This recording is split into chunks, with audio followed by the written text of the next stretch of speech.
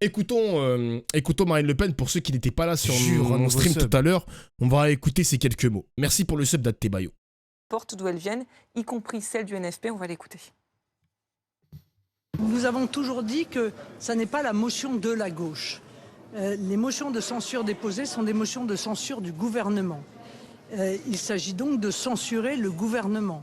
Donc d'où que viennent ces motions de censure, s'il y en a une ou plusieurs, nous voterons ces motions de censure et en premier lieu d'ailleurs la nôtre. En retour, vous confirmez, Manuel Bompard, vous n'avez pas changé d'avis, vous ne voterez pas la motion de censure du Rassemblement national. Mais écoutez, notre motion de censure va être signée par 193 députés. C'est la première des motions de censure qui sera examinée mercredi à l'Assemblée nationale. Et en vérité, il n'y aura pas de vote sur la motion de censure du Rassemblement national, puisque la motion de censure que nous avons déposée sera adoptée, tout simplement, et le gouvernement tombera. Donc celle du Rassemblement national ne sera pas examinée par l'Assemblée. Julien Audoul. Une motion de censure, c'est faire tomber le gouvernement. Voilà. C'est pas une alliance de partis. Les deux. Rien qui me relie de près ou de loin à Monsieur Bompard. Voilà, et je resterai un adversaire farouche de toutes ses politiques et de son idéologie. Pour autant, le choix aujourd'hui qui se présente à nous, c'est de protéger les Français en faisant tomber ce gouvernement. Mais votre motion de censure, comme le dit Manuel Bompard, c'est un coup d'épée dans l'eau, puisque de toute façon, celle du NFP sera votée en premier et donc censurera le gouvernement de fait. Mais l'objectif est de faire tomber ce gouvernement pour épargner 40 milliards d'euros de prélèvements, de taxes, de charges et d'impôts supplémentaires. Voilà. Vous invitez le RN à voter la censure, ou vous dites mais madame, je n'ai pas besoin de l'inviter à quoi que ce soit. Je pense que le Rassemblement national s'est exprimé sur le sujet. Monsieur Audoul vient de le refaire à cet instant. Et en l'occurrence, mon problème n'est pas de savoir qui va voter cette motion de censure. Mon problème est de savoir si cette motion de censure va pouvoir être adoptée, tout simplement pour empêcher, puisque là on parle du budget de la sécurité sociale. C'est Goku et Freezer qui team up. Je vous aime trop quand vous êtes drôle comme ça, bande de bâtards. Il est 23h41 et vous avez encore des clowns dans la gorge. Non, vous êtes drôle. Je le rappelle, qu'il y a un budget de la sécurité sociale qui fera beaucoup de mal aux Français. La question, c'est de savoir si ce budget va passer ou pas. Le Premier ministre... Attends. Ah, il m'a donné une idée de tweet. Ah, sale bâtard, tu m'as fait une passe pour un tweet, là. Attends. Puisque là, on parle du budget de la sécurité sociale, je le rappelle, qu'il y a un budget de la sécurité sociale qui screen. fera beaucoup de mal aux Français. La question, c'est de savoir si ce budget va passer ou pas. Le Premier ministre a engagé la responsabilité de son gouvernement sur ce budget. À partir de ce moment-là, notre rôle en tant que député, si on est opposé à ce budget... Ça te dérange pas que je vole ton tweet. Ton idée de tweet, ça te dérange pas que je le vole. Ça te dérange pas. Y a pas de problème. C'est de déposer une motion de censure et de la voter, c'est ce que nous faisons. Je vais vous remercier, Julien Audoul. Merci beaucoup. Je vous laisse quitter le plateau. Manuel Bompard, sauf coup de théâtre. Donc on l'a bien compris, le gouvernement chutera autour de votre motion de censure, puisque vous ne voterez pas celle du Rassemblement national, donc autour du NFP qui sera voté par le RN. Est-ce qu'un autre scénario est possible dans ces dernières 48 heures? Est-ce qu'une annonce de Michel Barnier peut encore changer la donne ou son sort est scellé? C'est fini, moi, je crois que son sort est scellé. Je crois qu'on a assisté déjà depuis plusieurs jours à un spectacle qui était quand même assez pitoyable, d'une négociation de marchand de tapis, alors qu'en vérité, les grandes orientations de ce budget de la sécurité sociale n'ont pas été modifiées en profondeur. Et qu'à partir de ce moment-là, hormis en reniant totalement ses convictions, je ne vois pas comment M. Barnier obtiendrait un autre résultat mercredi soir que celui de la censure. On a entendu la gauche dire que Michel Barnier cédait au Rassemblement national. Mais au bout du compte, quand on regarde la baisse des taxes sur l'électricité, la fin de l'accélération du déremboursement sur les médicaments, tout ça, c'est des bonnes nouvelles pour les Français. Peut-être que les Français ne vont pas comprendre pourquoi vous votez la censure. Mais dans le budget de la sécurité sociale, il y a aussi le report de la revalorisation des pensions de retraite. Et ça, c'est une mauvaise nouvelle pour les Français. Il y a aussi des baisses de remboursement des... Salut, Papy Geek. Non, mais peu importe les mecs, peu importe. Marine Le Pen, elle en a fait un discours tout à l'heure. Ils vont quand même voter la motion de censure du NFP. Ils veulent juste faire tomber ce gouvernement, les mecs. Peu importe le contenu du message, peu importe de dire que le RN égale Hitler ou le RN égale facho, ils vont quand même voter. Ils veulent juste le faire tomber. C'est tout. C'est tout ce qu'il faut retenir, les mecs. Consultation médicale, et ça, c'est une mauvaise nouvelle pour les Français. Donc, vous pouvez me dire, la copie est moins pire que ce qu'elle était initialement. Exactement. Il n'en demeure pas moins qu'elle reste mauvaise. et qu'à partir de ce moment-là, notre rôle, à partir du moment où on considère que l'impact de ce budget de la sécurité sociale serait mauvais parce qu'il pèserait sur tout le monde de manière injuste, à partir de ce moment-là, encore une fois, notre rôle, c'est ce qui nous reste. Le dernier outil qui nous reste pour nous opposer à l'adoption de ce budget de la sécurité sociale, c'est de voter la censure. On va évoquer l'après-Barnier dans un instant, mais d'abord, pas de budget. Est-ce que ça ne va pas être pire pour le pouvoir d'achat des Français? Parce que vous l'avez déjà expliqué, ce ne sera pas le shutdown, il y a une loi spéciale qui sera passée, il y a le budget 2024 qui sera reconduit. Mais il y aura des effets, et ce ne sera pas indolore pour les Français. 380 000 foyers qui vont voir leur impôt, qui vont entrer dans l'impôt, 17 millions de Français. Je vous fais le détail, après vous me répondez. 17 millions de Français qui vont voir leur impôt augmenter, les taux d'emprunt qui vont augmenter, donc ça veut dire qu'on va payer plus cher le remboursement de la dette. Donc ça, ce sont les contribuables français qui vont payer aussi parce qu'il risque d'y avoir une panique sur les marchés. Les agriculteurs qui disent, voilà, toutes les mesures qui avaient été prises par le précédent gouvernement, il y en a les 2/3 en fait qui vont être mises en stand-by. On attendait des prêts là au 15 décembre, il n'y a rien qui va se passer. La Confédération des petits... Voilà, est-ce que tu trouves pas ça ouf en France qu'on est on est autant de premiers ministres qui restent très peu de temps où c'est la norme. Les mecs alors sur le mandat d'Emmanuel Macron, faut savoir une chose, c'est que le macronisme est en bout de souffle. On avait Elisabeth Borne, on avait Gabriel Attal, on a maintenant Michel Barnier. Oui, c'est des ministres qui sont restés très peu de mois en poste, mais c'est normal les mecs. C'est normal en fait, c'est normal. L'Assemblée est divisée en 3 parties, on est en régime semi-présidentiel. Si le Premier ministre est incapable d'unir autour d'un projet commun qui met tout le monde d'accord, 3 partis qui s'opposent, il a rien à faire là, il dégage gros, hein. Il dégage. Il y a Castex aussi, excusez-moi les mecs, Castex, Édouard Philippe, c'est vrai, excusez-moi. C'est vrai qu'on a connu beaucoup de premiers ministres, putain de merde, hein. Mais oui les mecs, on peut pas avoir un ministre aussi stable si on n'a pas de stabilité rien que dans le Parlement. C'est impossible. C'est impossible. Petites et moyennes entreprises qui disent que ça va être une catastrophe parce que nous, sans budget, on ne peut plus embaucher, on peut plus rien faire, on ne peut plus investir. Est-ce que vous ne prenez quand même pas le risque de plonger la France dans une situation extrêmement compliquée d'un point de vue financier avec un impact pour les ménages et les entreprises? Alors, je vais répondre à vos questions, si vous voulez bien, point par point. Premièrement, vous dites si ce budget de la sécurité sociale, je vous rappelle qu'on est en train de parler du budget de la sécurité sociale. Hein. La question des impôts, des tranches d'impôts, c'est le budget de l'État. Hein. Ça va mal se passer aussi. Ah, très bien. Je vous dis s'il n'y a pas de budget. Excusez-moi d'être un peu précis. Là, en l'occurrence, on parle du budget de la sécurité sociale. Parce que le fait est, juste pour faire une petite parenthèse, c'est que là, concrètement, si le gouvernement Barnier chute sur le budget de la sécurité sociale, ce serait quand même très étonnant qu'on réussisse à voter le budget de l'État avant la fin décembre. C'est pour ça que je me permets d'anticiper. J'essaie juste d'être précis dans ma réponse. Mais allez, si vous voulez, prenons le principe qu'il n'y aura ni budget de la sécurité sociale. Merci les frères, on est 3000 viewers. Merci les gars. Merci. Il faut que je prenne une photo là pour envoyer à ma daronne. J'ai montré à ma daronne qu'il y a 3000 personnes qui s'intéressent à la politique à 23h47. Merci la team, merci. Ni de budget voté. Ce qui est le plus probable. Qu'est-ce qui va se passer?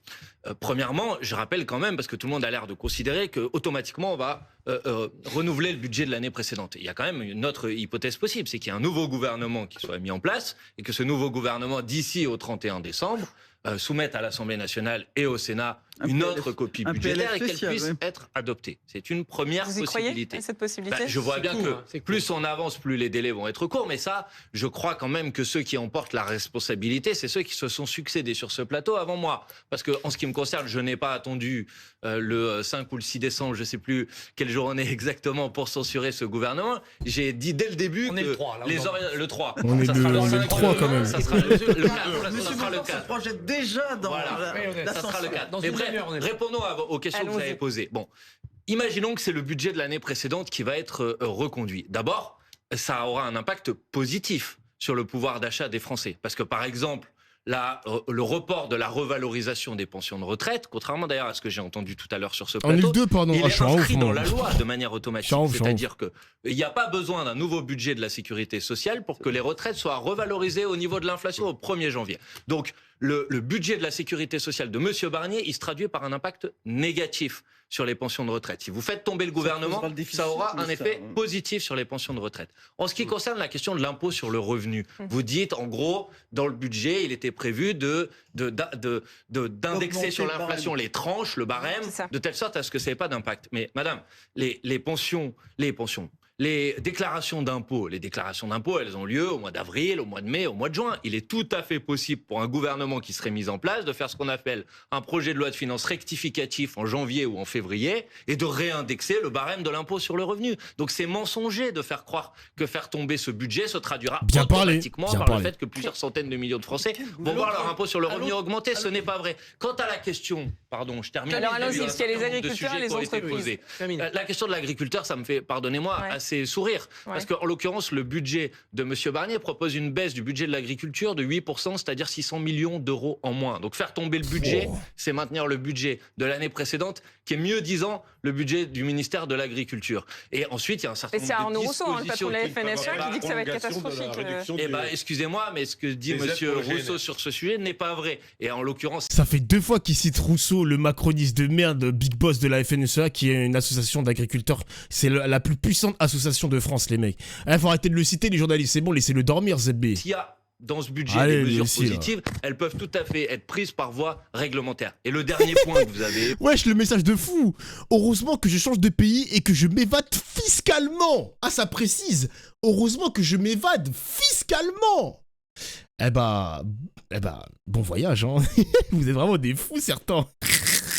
Évoqué, c'est la possibilité d'avoir une instabilité sur les marchés, sur les taux d'intérêt. C'est un communiqué de la Petites et moyennes entreprises cet après-midi. J'ai entendu depuis qui vous alerte, qui vous met en garde là-dessus. J'ai entendu depuis plusieurs jours, oh là là, on emprunte au taux de la Grèce, c'est la catastrophe, etc. Vous savez à combien on emprunte la Grèce en ce moment ? Pas très cher. 3%. Vous savez que 3%, c'est-à-dire les taux d'intérêt pour la France aujourd'hui, vous savez qu'ils sont plus bas que les taux d'intérêt pour la France. Mais l'écart n'a jamais été aussi grand avec l'Allemagne. Est-ce que vous êtes au courant que le taux d'intérêt pour la France aujourd'hui, malgré tout ce qu'on est en train de dire, sont plus faibles que les taux d'intérêt pour la France l'année dernière à la même période? Reconnaissez que l'écart... Je vous dis pas merci Macron, je vous dis ne me faites pas dire, ne faites pas croire aux gens que ça va être le blackout budgétaire, la spéculation sur le taux de change, c'est juste inexact. Reconnaissez, monsieur Bompard, que l'écart, ce qu'on appelle le spread entre les taux d'intérêt français et allemands, lui, s'écarte sérieusement. Or, nos entreprises, nos PME, elles sont souvent en concurrence sur les marchés avec des entreprises et des PME allemandes qui vont avoir un triple avantage de compétitivité, une main-d'œuvre moins chère, un coût du travail moins élevé, des taux d'intérêt plus faciles, et puis souvent des performances et de la compétitivité supérieure. C'est très intéressant ce que vous dites. Vous savez, quand on a eu le débat au mois de septembre sur quel était le gouvernement, et que nous avons proposé un gouvernement du nouveau Front Populaire avec Madame Castet à l'époque, et j'ai entendu, si vous nommez ça, il y a des prévisions économiques qui disent que le spread, ce que vous êtes en train de parler, va passer à 80. Vous savez à combien il est aujourd'hui ? En plus. Il est à 88. Oui. Donc, je trouve ça quand même assez marrant. C'est-à-dire qu'au mois de septembre, on nous a dit surtout pas le gouvernement du nouveau Front Populaire, ça va être la catastrophe. Ça n'a pas été le gouvernement du nouveau Front Populaire, la situation elle est pire. Est-ce que je peux ajouter une deuxième... Et voilà les gars. Et voilà, il fallait nommer Lucie Castet Macron. Il fallait nommer Lucie Castet. Et le pire, c'est que il nommait Lucie Castet. Mélenchon avait précisé que, ok, vous mettez un gouvernement de gauche, mais nous, LFI, on rentre pas au gouvernement. Macron n'a pas accepté. Macron n'a pas accepté, les gars. Il était jusqu'au bout. Et du coup, il a encore mené la France dans le mur. Encore une fois, les mecs. Donc, ferme ta gueule, Christophe Barbier, hein. Ferme ta gueule, tu t'es trompé. Merci Manuel Bompard de rectifier la vérité. Responsabilité à moi. C'est la responsabilité du gouvernement de M. Barnier. Vous nous avez expliqué comment on pouvait éviter... depuis 15 jours. Vous nous avez expliqué... Non, depuis plusieurs mois. Les 88, c'est les 2 dernières semaines. Peut-être que si on avait nommé le gouvernement du nouveau Front Populaire à l'époque, on n'aurait pas eu cette difficulté. Mais moi, je suis pas responsable des choix. C'est l'instabilité née des motions de censure déposées pour renverser le gouvernement Barnier. C'est pour ça que c'est monté à 88. C'est l'instabilité née du choix du président de la République de nommer M. Barnier qui nous a mis dans cette situation. Qui peut s'en prendre qu'à lui-même. À l'autre bout du spectre social, vous avez expliqué comment les plus pauvres ont... Est-ce que ça relève apolitique? Non. Ici, on aime l'anarchie. Ici, on est des révolutionnaires. On est très à gauche, mon gars. Ouais, zéro. Vous pouvez les protéger. Mais à l'autre bout, les riches vous disent merci. Et je les bannis tous, les bâtards qui manquent de respect, là, comme lui, par exemple. Dégage. Sur l'impôt sur les sociétés, voilà, merci le modo. Les allègements de charges pour les patrons, ou les gros patrons, oubliés.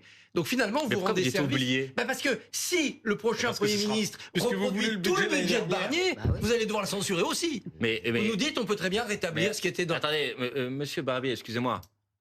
On peut tout à fait, dans un prochain budget, ne pas mettre les mesures qui impactent le pouvoir d'achat des Français et mettre les mesures qui mettent davantage à contribution les plus riches et les multinationales. Vous savez, c'est possible. Hein. Oui, on n'est pas obligé de prendre juste le budget de Barnier ou rien d'autre. On peut aussi faire un budget dans lequel on enlève la baisse de l'électricité, on enlève le report de la revalorisation des pensions de retraite et on met des mesures qui pèsent sur les plus riches. On va évoquer l'après, mais je me permets juste de vous interrompre parce qu'on a notre reporter qui nous attend. Léopold Debert, vous êtes à Riyad, en Arabie Saoudite, où vous suivez le déplacement d'Emmanuel Macron, qui suit forcément cette séquence de près. Il est, de ce que l'on nous dit, il a testé ces derniers jours des noms de Il a testé des noms. Eh vas-y, on va pas l'écouter lui. Hop là. Voici les noms. Glucksmann. Ah, vous voyez pas à l'écran les mecs. Vous foutez de ma gueule. Glucksmann. Mais qu'est-ce que c'est que ça? Attends, on va écouter... Parce que Emmanuel Bompard, il va commenter les noms. À moins qu'il soit parti. Ah non, il est là. Monsieur Bompard, quel est l'avenir du NFP? Y a-t-il encore une union de la gauche? Mais qu'est-ce que c'est que Glucksmann? J'ai envie de vomir, gros.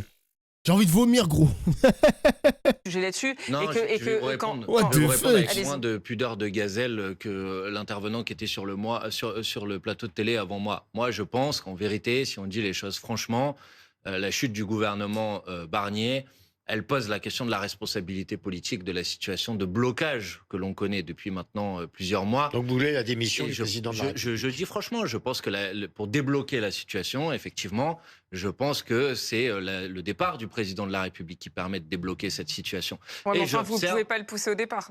J'ai le droit de défendre le point de vue qui est le mien. Mais tant qu'il ne démissionne pas, va bien falloir trouver un gouvernement. C'est pas tout à fait vrai. Vous savez, il y a une procédure qui s'appelle la procédure de destitution du président de la République que nous avons engagée avec mes collègues de la France Insoumise depuis maintenant plusieurs mois.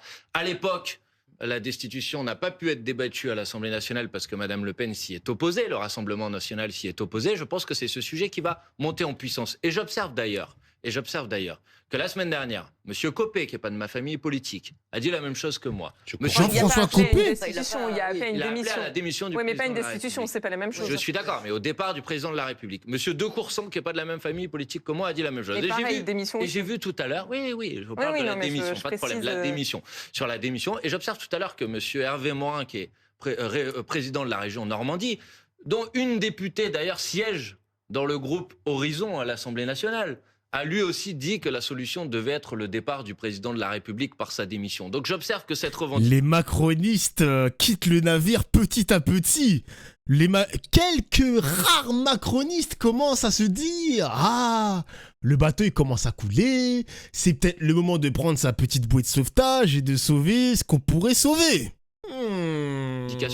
Elle gagne maintenant les rangs macronistes. Donc je pense, et vous l'avez cité tout à l'heure, il y avait un sondage qui disait, je crois que 65% des Français disaient qu'en cas de chute du gouvernement Barnier, c'est la question du départ du président de la République qui devrait se poser. Et moi, c'est effectivement ce que je défends. Sauf que connaissant la personnalité d'Emmanuel Macron, Yves Tréhard, est-ce que ce scénario est possible? Alors, la personnalité de M. Macron, effectivement, est complètement étrangère à ça. Il n'y a pas de démission, ça serait une humiliation terrible. Déjà là, il a passé son temps avec Michel Barnier à veiller à ce que son héritage, notamment économique, ne soit pas détricoté. Je vous rappelle quand même que c'est la réforme des retraites, c'est une petite réforme du Code du travail, c'est certaines mesures fiscales qui sont importantes, et il a veillé à ça. Le seul problème, c'est que je ne sais pas s'il va avoir le choix. Parce que s'il n'arrive pas à nommer un Premier ministre qui ne soit pas immédiatement censuré, je ne vois pas comment on pourra éviter cette solution. Et je crois que un gouvernement technique. Mais il y en a... Macron, je sais pas. Macron, il prend un malin plaisir à jouer avec nos institutions. Il aime bien voir ce bordel. Moi, je le répète encore, les mecs, c'est un peu un anarchiste, Macron.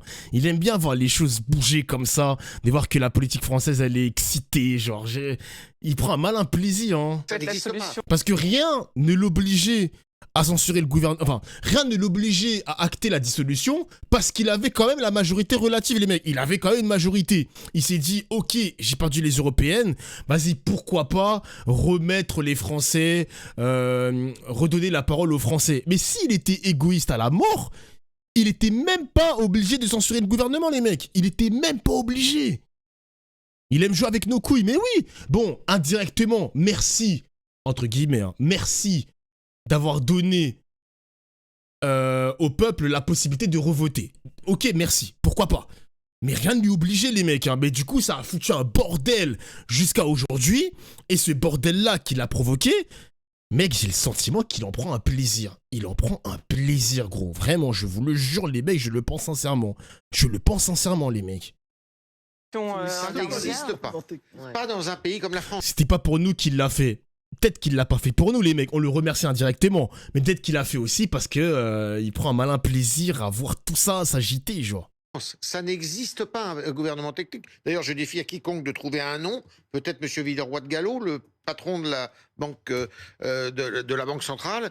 Je doute qu'il aille sur ce terrain-là. Donc, ça sera compliqué. Je suis d'accord avec Bruno, François Bayrou et Carole, François Bayrou, mais François Bayrou, il se fait censurer immédiatement par Est-ce qu'il pourrait trouver des alliés? Est-ce qu'il pourrait avoir le soutien du Rassemblement national? Bien sûr que non. Alors là, certainement pas. Vous disiez tout à l'heure narcissique, mais oui. Non. La question, et ça je suis d'accord avec signer la pétition sur Macron-destitution.fr. Non, mais moi c'est pas pour des raisons militantes. C'est que je ne vois pas comment on pourra s'en sortir sans je pense que le débat va monter. Il va monter très fort, très puissamment, et ça va déteindre sur la plupart des groupes politiques. Alors, je vais poser dans un instant, j'aimerais, Manuel Bompard, que vous réagissiez à la question de Soufiane, mais avant, juste Christophe Barbier, sur ce scénario-là, un scénario d'une démission d'Emmanuel Macron, ou deux scénarios que vous privilégiez, si je comprends bien celui-là. Bah oui, mais t'as raison, Triple O. Enfin, donc là, ça parle de non, mais il n'y a pas de projet politique, c'est ouf. Encore une fois, c'est bien beau de donner des blases, etc. Mais sur le fond, quel projet politique, quelle direction pour la France? Évidemment. Donc oui, tu as raison, tu as tout à fait raison, Triple WAF, tu as raison.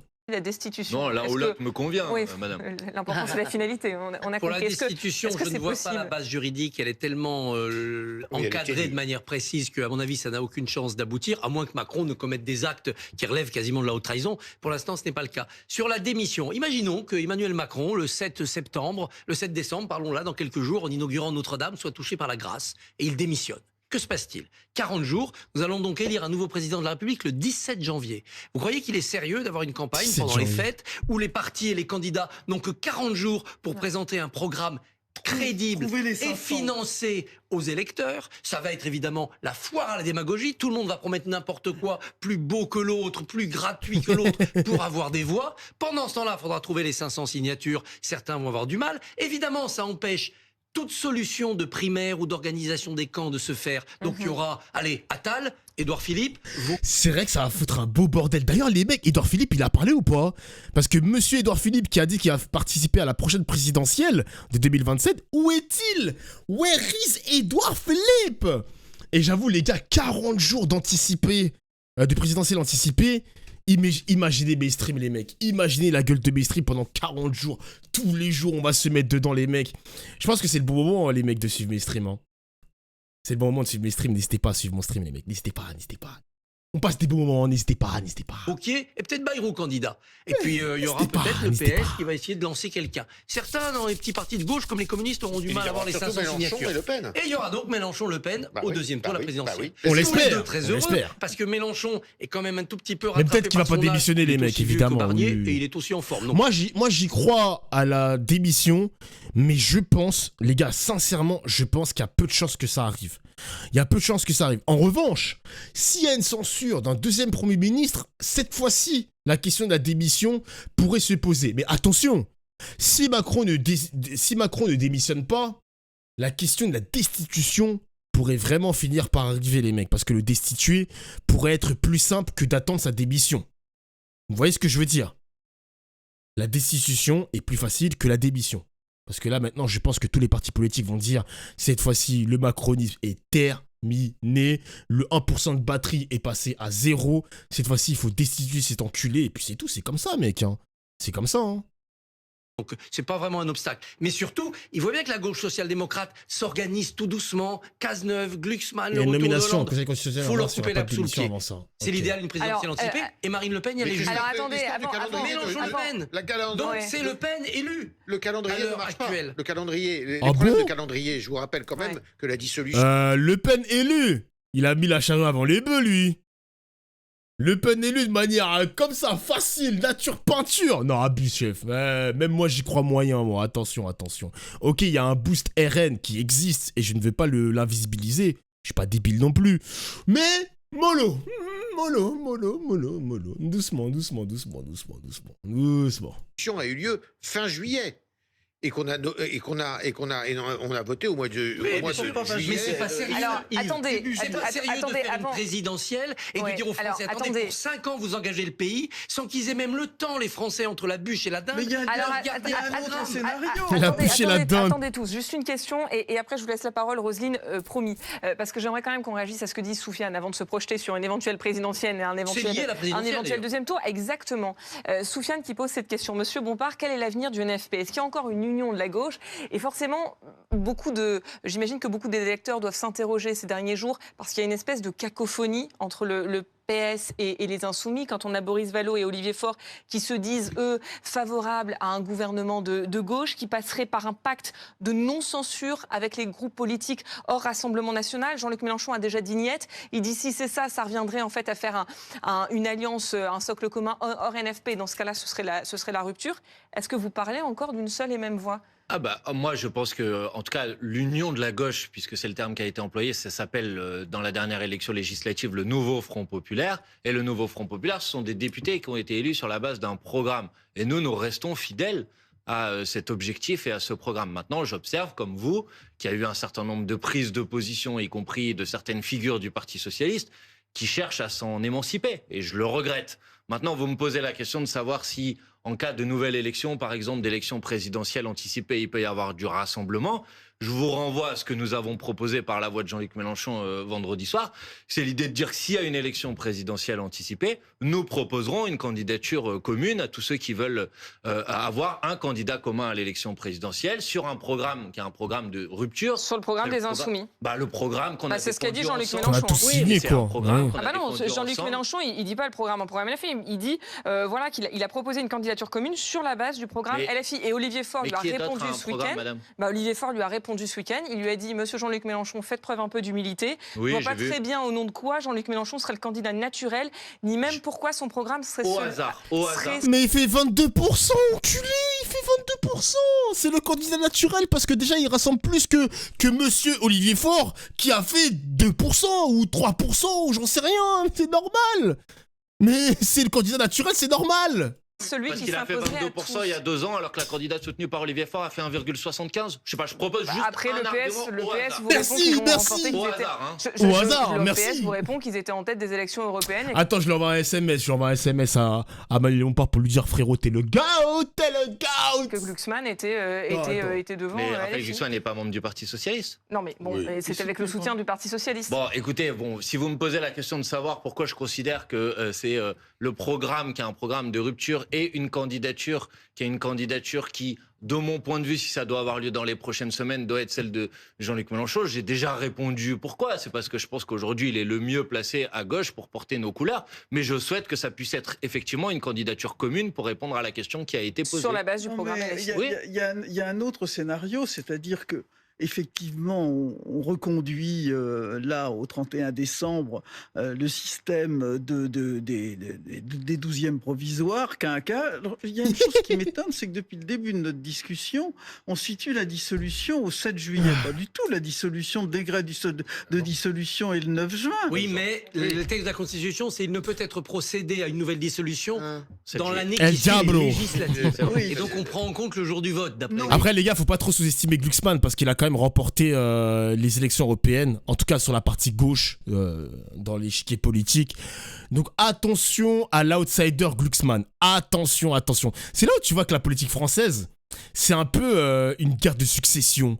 Qui va tacler l'autre? On avait vu pendant les législatives que Marion Maréchal a trahi et vidé la caisse des finances des reconquêtes de Éric Zemmour. Qu'à la gauche, ils se tapent tous. On a Éric Ciotti qui s'est enfermé dans ses locaux, qui a trahi les Républicains. Les gars, c'est une série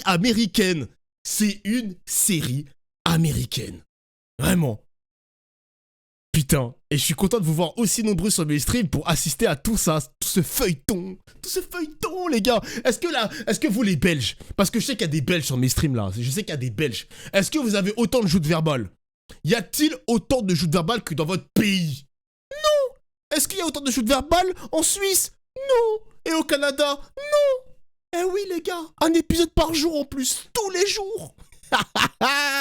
Mais c'est un mois de... Voilà. Là, il y a un débat. Il y a un débat sur la possibilité de la dissolution. Il y a un débat technique là-dessus. Un an après, il y a un débat technique. S'il y a une dissolution le 7 ou le 8 juillet, ça fait voter, et on va les Français mi-août. On va qu'à un cas, on constate Hugo, que c'est vrai, ça, Hugo. C'est le désordre à l'Assemblée nationale et il y a dissolution avant même d'envisager un scénario de renoncement du... Non mais, je dis pas que c'est une solution que je préconise. J'ouvre un débat technique constitutionnel. Et je respecte votre point de vue, mais je veux juste dire, parce que je vous ai entendu tout à l'heure, et puis même dans le plateau précédent, faire croire en quelque sorte que si... Le Mélenchon de 2017, j'ai voté pour, mais depuis c'est mort. La LFI, plus c'est n'importe quoi. Les mecs, ça je l'ai déjà dit plusieurs fois en stream, et là, j'attrape ta veste parce que c'est la première fois que t'écris sur mon stream. Mais en vrai de vrai, les mecs, en vrai de vrai, vous détestez Mélenchon de 2022 parce qu'il a été dézingué par les médias. Je suis désolé les gars, il a été dézingué par les médias. Me dire que vous détestez Mélenchon parce qu'il a fait ci, ça, ci, sans passer par BFM TV ou CNews, c'est impossible les mecs. C'est impossible. Qu'est-ce que Mélenchon a fait? Qu'est-ce que Mélenchon a dit pour que vous le détestez autant? Sauf... Non, même pas sauf en fait. Oui, il a fait quoi genre? Qu'est-ce qu'il a fait genre? Mec, je ne comprends pas. Genre, je ne comprends pas.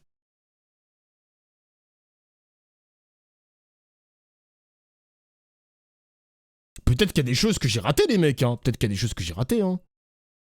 C'est la diabolisation des médias qui l'a mise dans cette position. Exactement. Exactement, les gars. C'est vrai que son épisode La République, c'est moi. Évidemment qu'il a déconné. Évidemment qu'il a déconné, les mecs. Évidemment. Évidemment. Moi, le premier, je le reconnais. Personne n'est au-dessus de la République. Personne n'est au-dessus des lois. Je le reconnais. Mais les mecs, évidemment que tous les politiques ont des casseroles. Tous les politiques ont des casseroles, les mecs. Ils essaient de se rattraper, d'améliorer leur image. Peut-être que Mélenchon, de son côté, il s'est fait taper sur les doigts par ses adhérents, par son entourage. Les gars, désolé, mais tout le monde a des casseroles. Tout le monde a des casseroles. On a quand même Marine Le Pen qui a détourné des fonds publics. Marine Le Pen qui a détourné des fonds publics. Par pitié, les mecs. On est où là? Si elle est capable de voler de l'argent quand elle est députée européenne, elle serait capable de faire quoi quand elle sera à la plus haute fonction de la République française? Messieurs, mesdames, réfléchissez.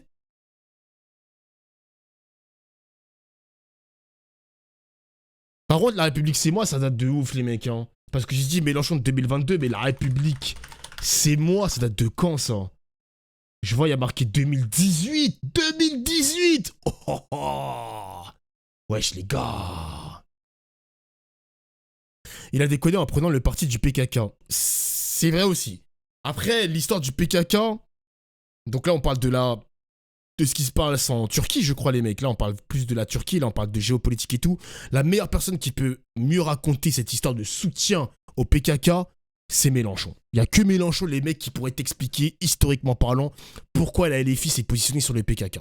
Voilà. Le Kurdistan, les Kurdes, la Turquie, etc., etc. Il n'y a que lui, les mecs, il n'y a que lui.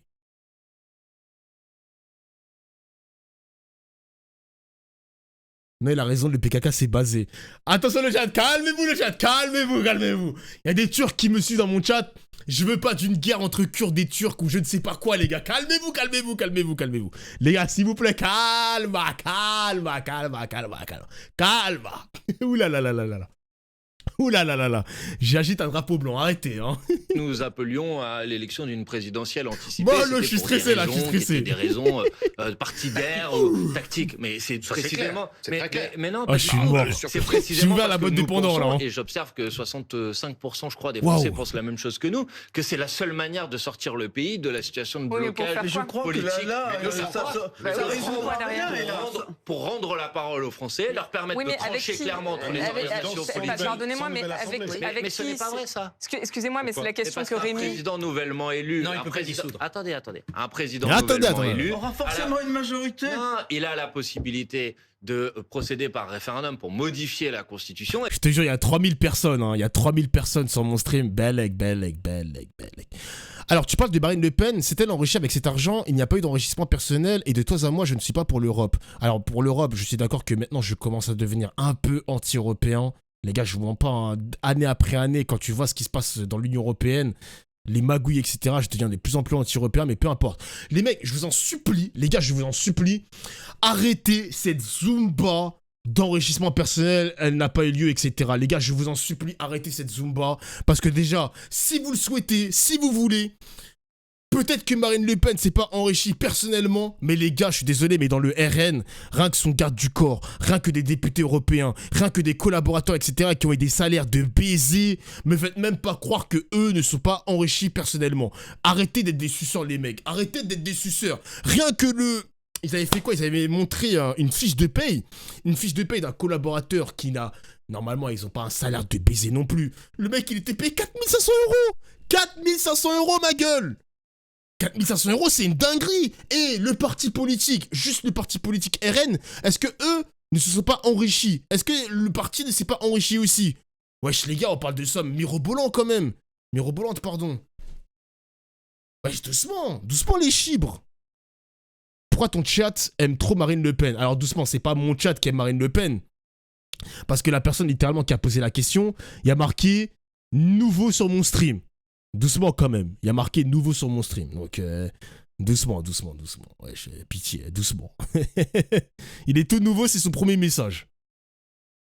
C'est un ouf lui. On attend toujours l'affaire Chikirou pour LFI aussi. Moi, les gars, si la LFI a des comptes à rendre aussi avec Chikirou, etc., je serai le premier à dire « Bellec, hein, Bellec, je vais pas passer chez Glucksmann. » Et par exemple modifier le mode de scrutin et convoquer ensuite immédiatement de nouvelles élections législatives qui permettent de mettre en place une nouvelle assemblée. Et vous pensez qu'on peut organiser un référendum ça prendrait combien de temps On doit organiser une élection présidentielle dans un délai pas de 40 jours, mais compris entre 20 et 35 jours selon la Constitution. Et on a été capable d'organiser des élections législatives dans un délai inférieur à 1 mois. Donc je pense qu'on est capable... Le problème, de toute manière, je suis persuadé qu'un nouveau président de la République arrive à obtenir et à former une nouvelle majorité. Mais attendez, juste un éclairage quand même sur ce qui vient d'être dit. Sur le calendrier, concrètement, ça prendrait combien de temps ça, une présidentielle, après un référendum pour changer la Constitution, après des élections législatives? Entre 20 et 35 jours pour la présidentielle. Rappelez-vous quand Pompidou est mort, quand De Gaulle a démissionné. Ça va très vite. Donc ça pose un problème technique aux candidats, c'est le financement et les 500 signatures. Et puis ça pose un problème politique aux Français. C'est comment, en 35 jours, s'imprégner des programmes pour changer le destin de la France. La Constitution, monsieur Barnier, c'est pas nous qui l'avons écrit. Quand c'est accidentel, une mort ou un référendum... Je vais vous dire, je vais vous donner un peu le point. Parce que peut-être que vous avez observé, mais moi la semaine dernière j'ai écrit un courrier à M. Retailleau, ministre de l'Intérieur, pour lui demander précisément de détailler quelles seraient les modalités d'une élection présidentielle anticipée, de l'expliquer aux formations politiques, ce serait quand même normal. Ça a vendu l'écharpe rouge. Bon allez mec, c'est pas nouveau hein. C'est pas nouveau, Barbier, c'est pas nouveau que c'est un con, c'est pas nouveau. Mal qu'on ait les informations sur ce sujet. C'est compliqué. Par exemple, M. Retailleau m'a pas répondu encore, je profite de ce micro pour le relancer. Les comptes de campagne, vous partez 1 an avant. Donc s'il y a une présidentielle anticipée, vous devez remonter le temps. Mais non, le plus probable, les comptes de campagne s'ouvriront au moment attendez, ça va durer un bon mois de patinage non artistique d'ailleurs, pendant lequel on ne va pas réussir à avoir constitué de gouvernement ni à trouver un Premier ministre. Non, les ministres et démissionnaires vont continuer. Voilà, ils vont continuer. Et c'est à la rentrée du mois de janvier que là, la tension va monter et la pression va monter sur le président de la République. Et c'est là que ça va se jouer. Ça va se jouer au cours du premier trimestre 2025. Et là, le président de la République, peut-être, pourrait être très inquiété. Mais le scénario d'un référendum pour changer la Constitution, pour après faire des élections législatives. On n'a absolument pas besoin de ça, pas du tout. Oula, un référendum pour changer la Constitution? Wow, doucement quand même. La journaliste, c'est un peu trop avancé là. What? Non. On n'a pas besoin de ça. Attendez. Qu'on soit clair, parce que là, la règle, normalement, c'est pas d'élection législative avant l'été prochain. Il peut y avoir au mois de mars un nouveau président de la République. Et puis, si on n'arrive pas parce qu'il y a encore, je le maintiens, des constitutionnalistes qui disent qu'il y a un trou de souris qui permettent peut-être de faire des élections législatives avant d'attendre un an, s'il y a un nouveau président de la République. Ce qu'a dit monsieur c'est Benjamin Morel notamment. Il y a un débat. C'est pas très clair. Et sinon, on attendra le mois de juillet. Mais alors, bon, scénario, on va faire de la politique fiction. Élections législatives. Mais s'il y a des élections législatives dans quelques mois, pourquoi ça changerait le rapport de force? Il y a très probablement, on va se retrouver. Si on fait la proportionnelle, vous seriez preneur? On fait la proportionnelle, on dissout en juillet, on fait des élections. Nous, on a toujours été favorable à la proportionnelle, mais manifestement, il n'y a pas de majorité à l'Assemblée nationale et au Sénat sur ce sujet. Mais j'allais pour une fois, j'allais vous dire que j'étais 100% d'accord avec la question que vous venez de poser, parce que je pense effectivement qu'une nouvelle élection législative dans un an ne règle pas le problème de la situation de blocage politique. Et c'est la raison pour laquelle, pas pour des raisons d'intérêt, c'est la raison pour laquelle je pense que c'est la question de l'élection présidentielle qui peut permettre de rendre le pouvoir au souverain. Dans notre démocratie, le souverain, c'est le peuple, et trancher la question des orientations politiques. Alors, attendez, je vous laisse la parole à tous les deux dans un instant, mais la question de Rémi, monsieur... Au final, Mélenchon, il avait tellement raison. À chaque fois que Mélenchon il prend la parole, il a raison, les mecs. Il avait prédit la censure de Michel Barnier. Il avait aussi prédit que la 5e République est en bout de souffle. Regardez dans quelle impasse politique on se retrouve à cause des règles du jeu de la 5e République. Lui, il veut tout changer. Assemblée constituante, 6e République, nouvelles règles. C'est le peuple qui décide encore plus qu'à la 5e République. Mec, il a raison. Parce que les gars, moi je suis désolé. Encore une fois, je me répète. Mais si on a un nouveau Premier ministre, il peut encore se faire censurer. Il peut encore se faire censurer à tout moment. On est dans une putain d'impasse politique. Il n'avait pas prédit sa place en 2022. C'est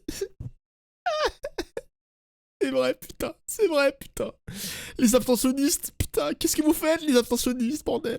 Bompard, vous avez des alliés d'extrême droite pour casser le budget, mais quels alliés aurez-vous pour en construire un autre? C'est vrai, c'est vrai. Je pense qu'on a fait... Alors d'abord, ce ne sont pas mes alliés.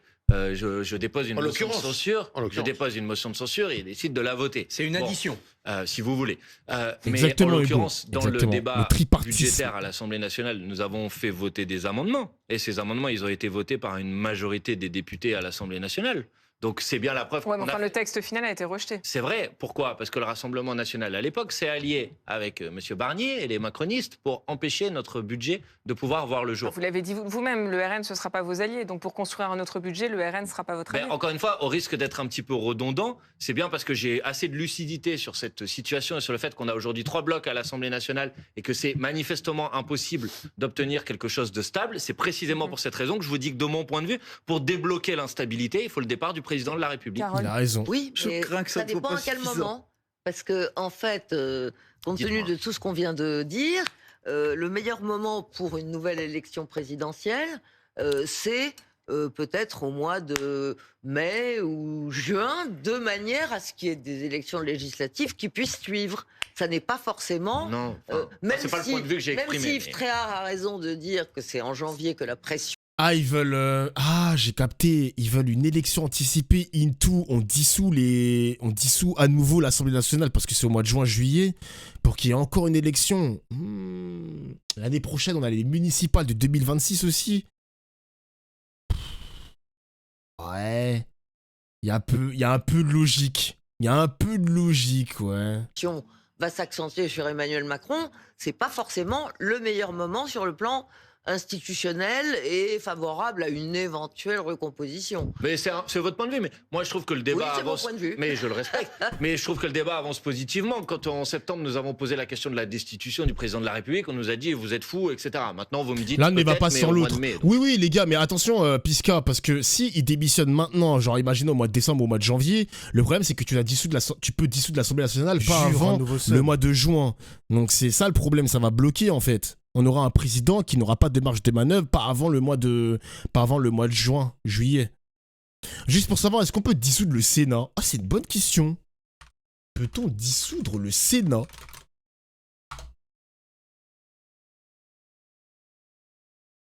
Non, la Constitution ne le permet pas. Ok. Que je trouve ça bien. Bientôt, vous serez peut-être d'accord avec moi sur l'idée que c'est la situation de déblocage, la seule en fait qui reste aujourd'hui pour débloquer la situation dans laquelle on est. Merci Salma pour le seum. Comme d'autres élus de LFI qui m'en ont parlé, qu'éventuellement Emmanuel Macron utilise l'article 16 et qu'éventuellement il profite des nominations en février au Conseil constitutionnel pour essayer de faire des changements de constitution qui lui seraient favorables. Je sais que circule dans certaines réunions entre journalistes, militants politiques, l'hypothèse qu'effectivement le président de la République utilise les nominations qui vont venir au Conseil constitutionnel à la fin du mois de février. Il y en a qu'une. Oui, mais il n'y en a qu'une de lui. Il y en a une de lui, une de la présidente de l'Assemblée nationale, une présidente du Sénat. Je ne sais pas si c'est vrai ou pas, mais je sais que cette hypothèse circule pour en quelque sorte interpréter l'article de la Constitution qui précise normalement que le président de la République ne peut faire que 2 mandats, en cherchant à obtenir une interprétation consistant à dire qu'un mandat n'étant pas terminé, il ne compterait pas comme un mandat complet. Je crois que vous parlez et vous faites écho. Alors mes cours de droit constitutionnel remontent, mais je vois pas en quoi un président nouvellement élu pourrait pas dissoudre. C'est ce que tu veux dire à peu près. Je crois que ton texte il est pas complet. Après les mecs, je ne suis pas constitutionnaliste, mais t'as soulevé quelque chose d'important quand même. J'avoue que s'il est élu, pourquoi il pourrait pas dissoudre l'Assemblée nationale? Là, c'est une nouvelle personne, c'est un mec fraîchement élu, genre. Je suis d'accord.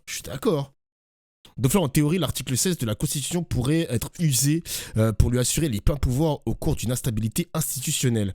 Les mecs, alors, je vous mens pas, hein, je l'avais tweeté cet après-midi, mais l'invocation de l'article 16, j'y crois moyen. Je vous jure, les gars, j'y crois pas du tout. L'article 16, j'y crois moyen. Que ce soit Macron ou que ce soit un prochain président, s'il démissionnait et tout, moi, j'y crois pas. Hein. J'y crois pas du tout. Vous faites référence aux mêmes échos que moi. Donc je ne sais pas si je le crains ou pas, mais moi, j'ai entendu la même chose que vous. J'ai entendu la même chose que vous, que ce bruit circulait. Bon, je ne sais pas si le président de la République est prêt à s'aventurer dans cette voie. Au vu de son code de popularité, je pense que ça risque d'être un peu difficile pour lui. Alors, avant de parler d'une éventuelle présidentielle anticipée, Roselyne, j'ai une question de Michael pour vous. Est-ce que le fait d'avoir un poste de Premier ministre éjectable entraîne une fuite des meilleurs profils pour le prochain gouvernement? Qui a envie de se risquer à aller avec Il est certain que c'est un coup pourri. Bon, attends, on s'en fout un peu d'elle. Je sais pas s'il est encore... Il est encore là. Aïe. Moi, il est resté tellement longtemps, ça fait plaisir, putain. Nous devions être nommés vous me censureriez. à constituer un gouvernement. Nous n'aurions pas de problème à avoir un gouvernement et à avoir suffisamment de gens qui sont volontaires pour le causer. On mange, ben ouais, on mange. Ah non, c'était pas par rapport à vous. Moi j'ai cru aussi que vous voteriez pour Roselyne. Constituer un gouvernement. Bon, j'ai une question encore pour vous, Manuel Bompard, d'Emmanuel, qui vous demande comment peut-on demander la destitution du président en imaginant que Mélenchon pourrait le remplacer alors qu'il est la personnalité politique la plus détestée de France. Oui, bon, détesté. J'entends ces arguments. Bon, la vérité, c'est qu'aujourd'hui, quand vous faites des sondages d'opinion à gauche, vous pouvez décider que c'est bien ou que c'est pas bien, mais c'est comme ça. C'est Jean-Luc Mélenchon qui apparaît très largement comme étant la personnalité. Les socialistes n'en veulent pas, Jean-Luc Mélenchon. Non, mais là, vous dites à gauche, c'est les insoumis, oui, mais pas chez les socialistes. Pour l'instant, c'est pas ça. La question que vous m'avez posée, c'est de savoir pourquoi je considère que Jean-Luc Mélenchon est aujourd'hui la personne la mieux placée à gauche pour pouvoir gagner l'élection présidentielle. Je précisais juste chez les insoumis, vous avez parlé de la gauche, mais c'est chez les insoumis. Les socialistes, c'est pas la personne. Votre question initiale, c'était de me poser la question de savoir pourquoi je considérais que Jean-Luc Mélenchon était la personne la mieux placée. Donc je vous ai répondu. Maintenant que vous me disiez qu'il y a des gens au Parti socialiste qui ne veulent pas de Jean-Luc Mélenchon comme candidat à l'élection présidentielle, ça ne m'a pas totalement échappé. Mais encore une fois, c'était déjà le cas en 2022. Et j'observe que par contre, les électrices et les électeurs socialistes ont plutôt assez largement voulu de Jean-Luc Mélenchon à l'époque, puisque le score qu'a réalisé la candidate officielle du Parti socialiste était très faible. Donc c'est bien la preuve. 1%. Le sujet, c'est pas de savoir si un tel ou un tel en veut ou pas. La question est de savoir si oui ou non une candidature qui serait portée aujourd'hui dans une élection présidentielle anticipée est en mesure de pouvoir transformer le pays, parce que c'est quand même encore une fois la question qui nous est posée. J'entends que vous puissiez imaginer des tactiques, des manœuvres, etc. Moi, la seule question que je pose à la fin, c'est comment on permet à ce pays de sortir de la situation de blocage dans laquelle le président de la République l'a mis, avec des propositions que je mets sur la table. Peut-être que tout le monde n'est pas d'accord avec, sans aucun doute, c'est la démocratie. Mais c'est pour ça qu'à la fin, je pense que c'est au peuple de trancher. Yves. Mais est-ce que vous avez songé déjà aux alliés que vous pourriez avoir? Parce qu'avec le Parti socialiste, c'est quand même assez compliqué. Si un jour, vous étiez... si M. Mélenchon était président de la République. Je pense qu'on a réussi quand même. Parce que vous avez dit tout à l'heure que vous n'auriez pas de majorité à l'Assemblée nationale en disant que on retrouverait finalement une assemblée aussi éclatée qu'aujourd'hui. Si, ce que j'étais en train de dire tout à l'heure, c'est que si M. Macron, là, dans la situation de d'explosion en 3 blocs de l'Assemblée nationale, nommer une première ministre issue du nouveau Front populaire, je dis qu'on se heurterait sans aucun doute, je ne vais pas raconter d'histoire, aux mêmes difficultés que des premiers ministres issus des autres blocs politiques. Je veux dire, je pense que ça, c'est une vérité. Et dans le cas où M. Mélenchon serait président de la République, ce serait pareil? Mais non, je ne crois pas. Je pense, comme je l'ai dit tout à l'heure, que je pense que dans ce cas-là, on aurait la possibilité d'abord d'organiser et de permettre de composer une nouvelle assemblée. Ah oui, à la proportionnelle. Et ensuite, dans cette assemblée, nous avons quand même été en capacité de... Ah, il parle aussi de la proportionnelle, ok. C'était plus un truc du RN, mais ils en pensent quoi? Parce que je crois que Louis Boyard, il était contre la proportionnelle quand je l'avais eu au mois de septembre. De présenter des candidatures communes à gauche dans toutes les circonscriptions du pays à la dernière élection législative. On a été capable de se mettre d'accord sur une proposition et sur un programme commun. Donc ça veut dire qu'on est en mesure de pouvoir gouverner ensemble. Donc les alliés, vous me posez la question des alliés, je pense que ceux avec qui on a présenté des candidatures communes aux dernières élections législatives seraient aussi assez naturellement des alliés pour gouverner. Avoir une majorité absolue à l'Assemblée nationale. Ça, c'est les Françaises et les Français qui le décident. Monsieur Tréhard, moi, j'ai pas de boule de cristal. Mais en tout cas, à partir du moment où nous remporterions, puisque c'est l'hypothèse sur laquelle vous voulez que je travaille, l'élection présidentielle. Après, c'est moquer des 1% de Hidalgo en 69, hein, fait 5%, je sais pas quoi. On va retenir une chose, on va retenir Hidalgo 1%. C'est tout ce qu'on va retenir, chef. Et je suis bien content qu'elle fasse 1%. Le PS ne m'intéresse pas. Le PS ne m'intéresse pas. C'est du macronisme bizarre ou la résurrection du hollandisme. La résurrection du hollandisme, c'est non. C'est non merci. Présidentielle, alors non. Oui, j'appellerai les merci Françaises pour le et les sub Français offert à nous donner une majorité absolue. Que votre cri ne soit pas entendu. Et vous feriez... Mais ça, vous savez, Madame Bachelot, ça fait bien longtemps que ce ne sont pas les journalistes sur les plateaux de télévision qui décident à la place des Français. Vous feriez une constituante. J'ai 40 ans de vie politique au compteur. Vous le savez comme moi. Hein, vous feriez une constituante comme vous l'avez promis souvent. Je pense qu'effectivement, la situation, un des éléments aussi de la situation que l'on vit, de mon point de vue, c'est l'impasse, la fin de la Ve République, je le pense. Parce qu'elle a démontré que... Mais pourquoi les journalistes, ils sont pas dans ce délire-là de faire un reportage sur la Constitution, rentrer dans les méandres de l'Assemblée et comment fonctionne la République française? Je pense que c'est important, les mecs, en tant qu'instruction civique, de connaître un petit peu les limites de la République. Il n'y a que Mélenchon qui fait ce travail-là. Il est en train de le montrer encore une fois que... Enfin, tout ce qui se passe en ce moment en France montre encore une fois les limites de la Ve République. À un moment donné, les journalistes devraient se poser des questions de... Il faut y plonger les yeux, il faut plonger notre nez dedans. Qu'est-ce qui fonctionne pas? Qu'est-ce qui mérite d'être amélioré, etc. Au lieu de nous montrer des... Mélenchon, c'est un fils de pute. Mélenchon, ceci, ce... Ta mère, fais ton travail, gros. Ta mère. Putain. Je pense que le droit constitutionnel devrait être une matière obligatoire au lycée d'Ofla. Alors, attention, les gars. Hein. Attention, parce que, voilà, Yokenrik, il le dit lui-même. La Constitution est un domaine qui n'est pas du tout mainstream. C'est un domaine qui est très complexe et je pense que... Alors, je sais pas, on est combien? On est 2700 sur le chat.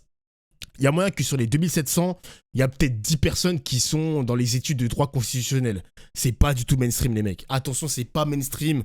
Quand tu rentres dans la Constitution, tu rentres dans un bourbier de baisers. Un bourbier de baisers. Attention, attention, attention. Attention, les mecs, où on met... C'est nous. Ah ben vous voyez. Et je pense que les mecs qui sont en droit constit, ils peuvent nous expliquer dans le chat que c'est quelque chose de très très très compliqué. Très très très compliqué. 10% t'es gentil. Il y a combien de personnes dans le droit constit sur mon stream? Dites-le le chat s'il vous plaît. Mentez pas s'il vous plaît, on joue le jeu les mecs, on joue le jeu. Il y en a combien? 10% je suis gentil, il y a peut-être des mecs qui sont dedans. Hein. J'ai fait 1 an de droit, la constit m'a dégoûté. Ah tu vois. Moi. Après, la constit, c'est le livre le plus court.